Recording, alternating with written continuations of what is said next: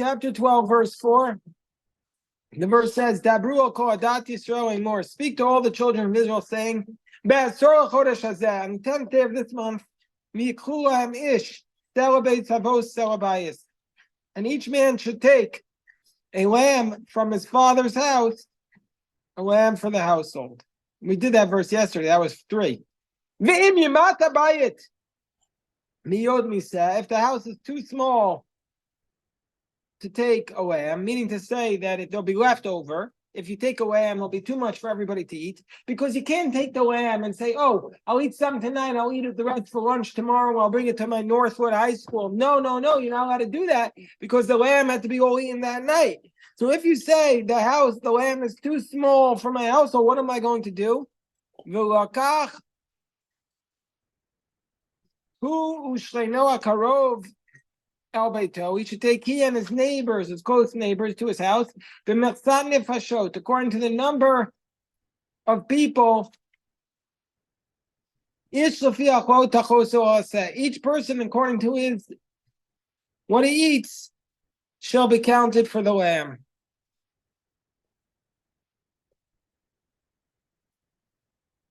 So, okay. Let's see what Rashi says. If the house will be too small for a lamb, if the members of the house will be too few for a single lamb, they're not going to be able to eat it. I mean, how many people do you think it takes to eat a lamb? I don't know. You could do a Google search. How many people can eat a baby lamb? But if it's too few people, it's going a lamb under a year old. So not too many. I don't know. Do a search. Small lamb. I would say 3 to 4 people. I don't know. It's a baby lamb. Yeah. A lamb is under a year. Every lamb is a baby. So you don't want to leave it. They knows her that it comes to be expired meat. So what he has to do is he has to take his neighbor. That's the literal explanation. There's a midrash that tells us that after they register people on it, a normal size is 25 to 30, and a small lamb is 12 to 15. You can eat a lamb. What? 12 to 15. No, it's ridiculous. 20 to 25 pounds. Well, that's still a lamb. So basically what our researchers here have said, that a small lamb requires around up to 15 people to eat. So if you have one person eating it, it's not going to work. You're going to for sure be able to leave it over. And so that's a big problem. So you have to take other people to join it. It needs to be done with other people. That's the concept. But there's a midrash that tells us that after the people registered, you had to register to eat the Paschal lamb. You can't just show up. You have to register. But after they registered, Rule form or something. there actually is. If you go online, there's a way you can register even now. They actually, Rabbi Steinfeld started this. He started the registry for signing up. What? I registered one year because what you think is going to happen is Mashiach going to come and you're going to be not registered. So you have to register. So after you register, you can withdraw and reduce it. And you can go to count on another lamb. But you can only do this once the lamb is still alive, but not once it was slaughtered. Once it's slaughtered, you can't change groups. Can't change groups. Okay? Okay. So now the next pasuk says, Setamim tachosu alasa. You should be counted for the lamb. That in order to be registered, you have to be capable of eating. But if somebody is can you please unlock it? I will. That's when. I'm sorry about that. Maybe one of these guys unlocked it. Kobe, I remember. He could like. Kobe. What do you want? No, I'm not blaming Kobe for anything. No, I didn't unlock it. It came in. Somebody must have locked it. So irresponsible. Okay, whatever. It's okay. So okay, fine. The next verse says, Setamim. Hold on. A setamim a pure lamb, Zachar, male, Ben Shana Yelach. Ho. Did you get a Chumash, Simon? I was locked out. You were also locked out? Yeah. The front door was locked. Really? Who locked it? It's okay. We're not gonna do Simon the Chumashim are go down, and it's at the end. Or should we open the front door? No, it's now open. No, She got it. Satamim, a pure lamb, male, under a year old, you shall take. From the sheep and the goats you shall take. Okay, so every year, as long as it's within the first year, it's called a ben shana. Kol shana until it's koroi ben shana. What does it mean?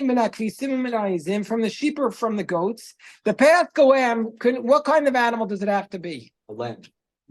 What kind of animal? Does it have to be a sheep or a goat? Sheep. Who says a goat? A goat. Because a baby. Which one? A sheep or a goat? Sheep. Lamb is a sheep. Does a Paschal lamb have to be a sheep or a goat? I'm opening up this answer to everyone. What do you say? This is a basic question. Every Jew has to know the answer to this question. That's a sheep, bro. What do you say? It's a sheep. Sheep. You're going with the sheep. Wait. Because a baby goat is called a kid. That's Case closed. yeah. So So let's look at the Rashi. Rashi says it says in the verse before you even look at the Rashi, it says in the verse we just read, from the sheep or from the goats you can take it. You want to modify your answer? Well, Can you take it from the sheep or from the goats? I think the answer is both, bro. The answer is from both. Exactly. And now we're telling us, Rashi says, only that you can take either one. Sha'af is taroi seh. Also a goat is called a lamb. As it states, v'seh izim, a lamb of goats. So basically the answer is, you can use for the Paschal lamb a sheep or a goat. Either one is okay. Jerry, did you have a point you wanted to make? No. Okay. Next verse 6. Vayo, if you hear some drilling, that's because we're installing the Ner Tamid upstairs. It's going to be It's really nice, by the way. I want to go to it. Vaya, lachem u'mishmeres. You have to take this lamb and watch it and guard it until the 14th day of the month. Adar Basar, till the 14th day of the month. Yom HaChodesh Hazeh, until the 14th day of this month. Mishachatu so kol kahal adat Yisrael bein arbaim. And then all of Israel should slaughter it in the afternoon. Okay.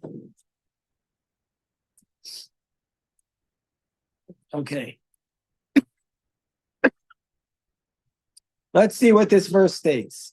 You should keep this lamb and guard it. What does it mean? This meeting is being recorded. It was already being recorded. So it means you have to guard it. Rashi says, Deu lashon bikur. This is an expression of guarding it. Shetaun bikur mimum arba yamim kodim shchita. You have to guard this animal from getting a blemish for 4 days. Why do you have to take it for 4 days before you slaughter it? Mashalot Siva came in Pesach HaDoros, but in future generations this was not required. Rabbi Matya ben Cheresh Omer, he says, because it states in the verse, in Ezekiel, and I will pass over you, and I will see, and behold, your time was a time of loving. Higia Shvua Shenishpati Abraham Shagelas Panav. It came a time, the time came for the oath that I swore to redeem Abraham, that I promised to Abraham to redeem his children. But it came time to redeem the Jewish people. Jews had no mitzvos to do to be worthy of redemption. As it states, Va'at Aaron there, you are naked. and bear. The Jewish people, it was time to redeem them, but they had no mitzvos. How could they be redeemed? V'natan lahem shtei mitzvos. God gave the Jewish people 2 mitzvos. Which 2 mitzvos, Elon? Rosh Kodesh. Well, that would be a good guess, but that's not what Rashi says. That was, you're right. Why doesn't Rashi say he gave them the mitzvah of Rosh Chodesh? He gave them 2 other mitzvahs to do, but he doesn't mention Rosh Chodesh. Shabbat. Because the reason why he doesn't say Rosh Chodesh is because they didn't yet do the mitzvah of Rosh Chodesh. So he gave them 2 mitzvahs. Which 2 mitzvahs did he give them? It's all in the Rashi. Which two mitzvahs did he give them that they needed to do before they could be redeemed from Egypt? Which 2 mitzvahs? Blood. The blood of the Korban Pesach, and what else? The blood of the circumcision. Excellent. Shemau ba'osu alayla, because they circumcised themselves on that night.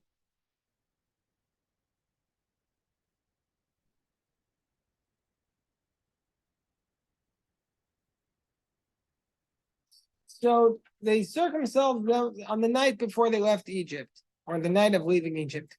As it states, the avor alayach ve'areis misposeset b'damayach. I saw you wallowing in your bloods. God sees us. That Ezekiel says he passed by and he saw us bathing in our bloods. Bishnei damim, in 2 bloods. Which 2 bloods? The bloods of the Paschal lamb and the blood of the circumcision. On a deeper level, it says that we will not be able to be redeemed unless we are willing to give of our blood, to have our blood fall. Unless we're willing to give our blood, we won't have redemption.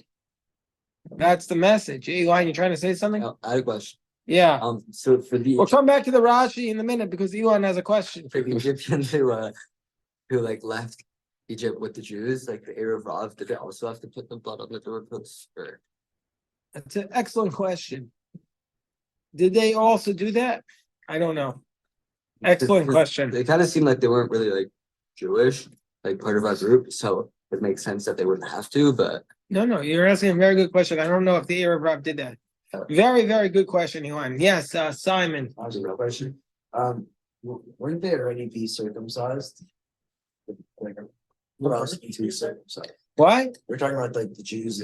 They weren't circumcised because the slave doesn't have control over his body, so the slave couldn't be circumcised. what if they were circumcised? So therefore, this act of What if they were? this act of circumcision was an act of redemption. Moshe Rabbeinu was circumcised. Because of, I was gonna say, because of the episodes with Paro and when she takes him out of the river. Yeah, the Midrash says she knew he was Jewish. No, Presumably, she looked. she thought he was circumcised. It should me out there how you use that. The new baby boys who would have had to be circumcised were all killed in the Nile. So what? So he was circumcised. No, so they Yeah, so How do you even know he was Jewish? If they had the Jews Insane. the children of Jacob from the tribes of Jacob, they lived separately, they lived in Goshen. Gotcha. And Bacha saw that Moshe was circumcised, but Moshe was special, but everybody else was not. That's what this Rashi is telling us. Okay, so what happens now? It says in the verse, "V'gam at bedam brisech shilafti asirayach mibor emayim bo." And you also, through the blood of your covenants, I sent free your prisoners from the waterless pit. They were steeped in idolatry. He said to them, "Mishchu kechu lachem, take for yourselves these lambs and goats," as if to say, "Mishchu yadechem me'alilim kechu lachem tzon shamatzvah." Take for yourselves. Withdraw your hands from idols and take for yourselves a sheep of commandment. Okay.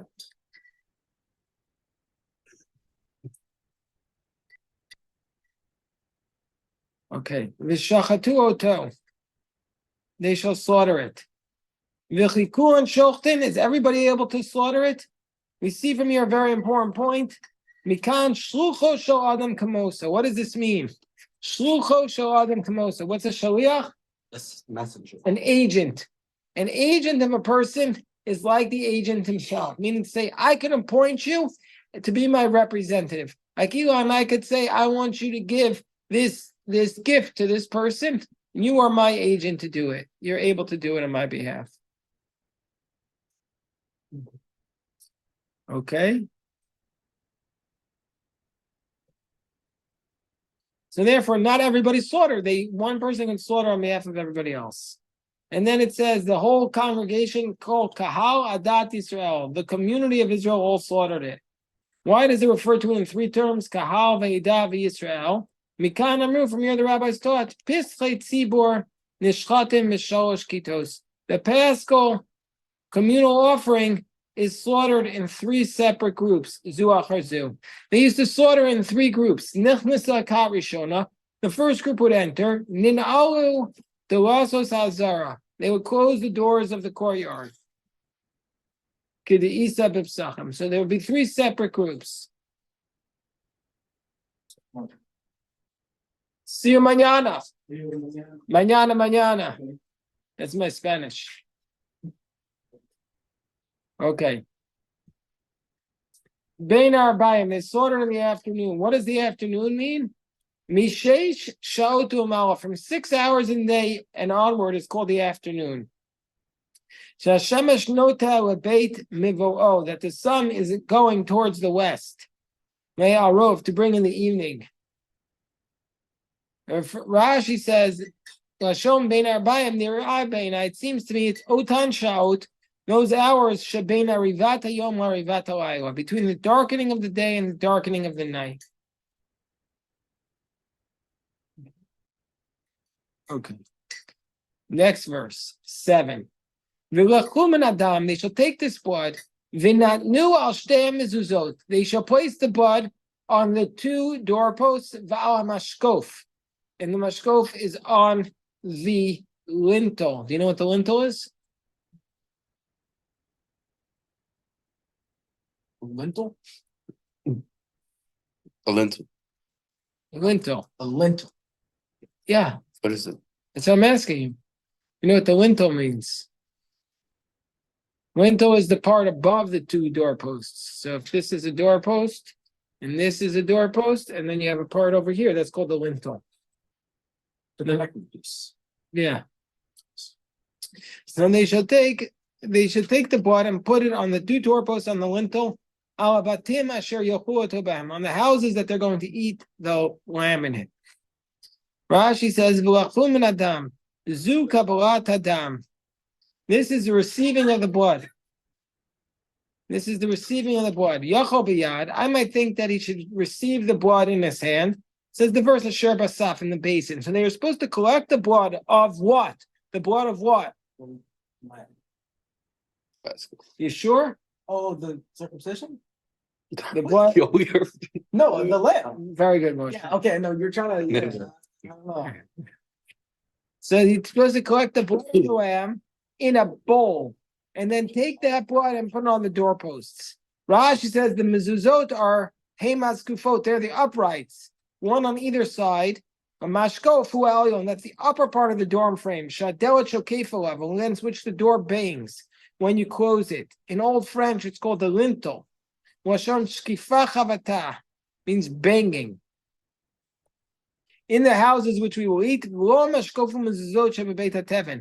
you don't have to put it on the doorposts that they use for storage. Ubeit bakar, you don't have to put it in the barns, she'im darim betocham, which you don't live in. Okay.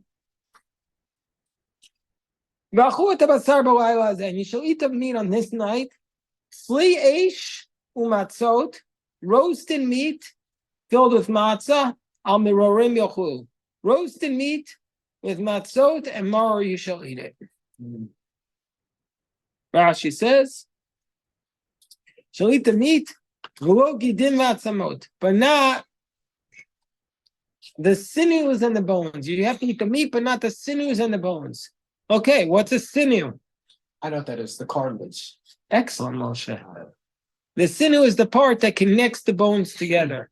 It's like a stringy type of thing. How do you know what that is? How'd you know? No, I don't know. They get an asher, no? The Gida Nashe is like a string. Also a sinew, no? Yeah, it's a sinew. A sinew is a general term for anything that connects the bones together.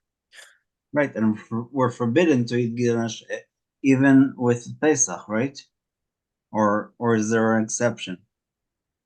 No, you're not. You're supposed to eat the. You're not supposed to eat the sinews on it. So But- presumably, Mar Chulin talks about Yeah. tefah around it, so that's why I'm asking if Right. if it overrides the Easter or not. we have to look, but I think it does not. I think it does not override the prohibition, but we have to look. I don't remember that. I remember the Gemara discussing, but I don't remember the conclusion. Okay.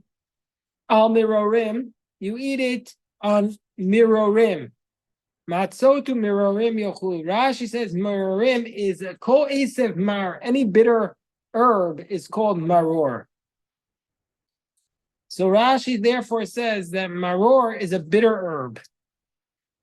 A lot of people argue that that's not the literal meaning of the word maror.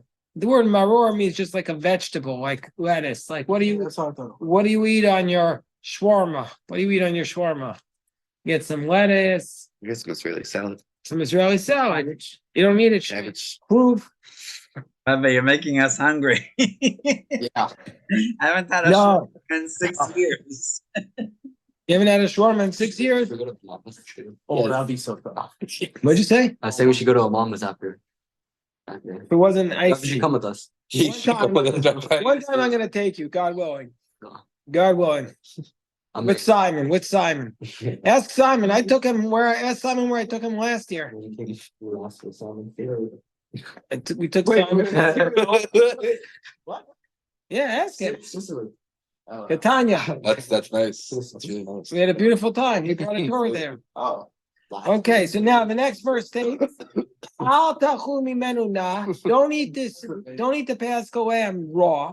Uvashel mevushal b'mayim. Don't eat it boiled in water. Tiyim sliesh. You have to eat it roasted. Rosho al kra'av. Head over its legs. The al kirbo. With its innards. What does it mean, Roshel El Kira on, like, head over, meaning how we place it on the fire? Right. Well, so Rashi tells us. I'll skip to that Rashi because you were curious. Rashi says, "Solo kulo ke'echad." You roast all of it at once. Imrosho the imkrov with its head, with its legs, the imkarbo with its insides. Ubnei me'av, and you put the intestines. No latocho. You put the intestines inside it. Achar adachatan, after they're rinsed. So that's what you do. So you eat that also? You put it inside it. Yeah. Yes. That's So nice. the Ethiopian Jews actually connect a hose to the entrance of the intestines and basically flush it out and then put it back into the animal to roast it together. Okay. I've seen it done a few times. Sorry. You've seen that done? All right. Well, let's stop on that note. So interesting. And that beautiful note. Just